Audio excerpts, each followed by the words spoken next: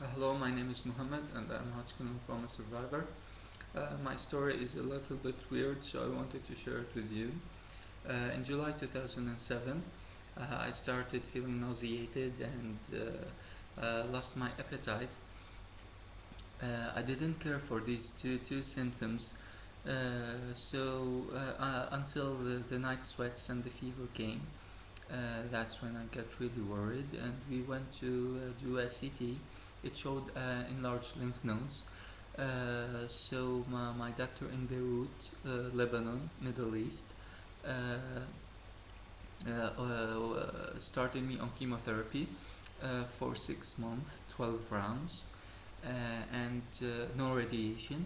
And then I was declared in remission. After the chemotherapy, I did a PET CT after 3 months, and it showed there was nodes on the spleen. And my doctor in Beirut was really worried, and he was surprised and worried in the same time, because he said that my case should not have relapse because it was only stage 2B, and it hasn't spread to anywhere. So he was like really confused. And he couldn't take a biopsy from the nodes on the spleen because the spleen is such a delicate organ and it can't be operated on. So he went through the bone marrow transplant procedure. I was really worried from the word of bone marrow transplant, and me and my family, we started seeking European and American expertise under the supervision of my doctor in Beirut, and we were introduced to a professor in Lyon, France, who is considered a genius in lymphoma, and we were really blessed to be for being introduced to him. And We went to France after the consultation of my doctor in Beirut, and we started the bone marrow transplant procedure there. And they gave me 2 rounds of chemotherapy, and they collected then the bone marrow stem cells. After collecting the stem cells, my professor ordered the whole staff to stop the procedure, because he said that the disease progression is not normal, and if it was a relapse, it should have gone really faster than this. It was like very slow. So he stopped the bone marrow transplant, and he ordered me to go back home and keep making CTs and PETs every 3 and 6 months.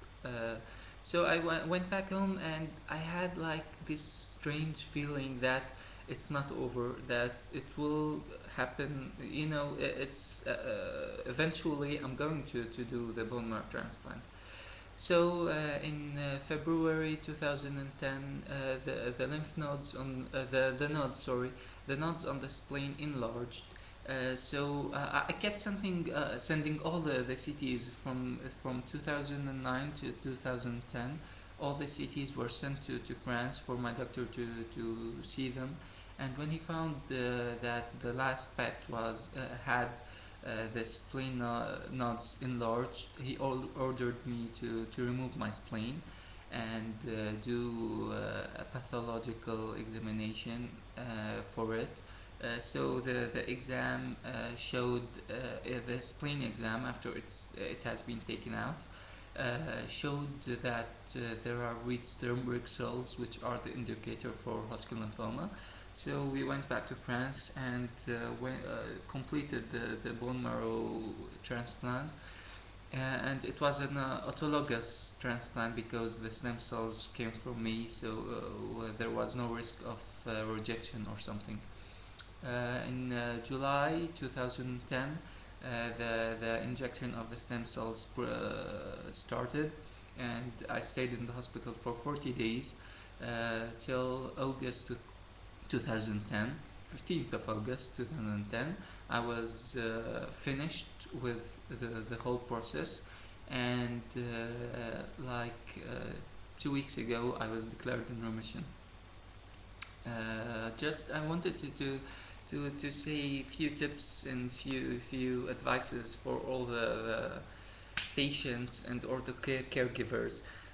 Number one, please, during chemotherapy and after the bone marrow transplant, stay away from children because they can give you diseases that your body can't handle. They can, fight the bacteria and the viruses, but your body can't. My body couldn't.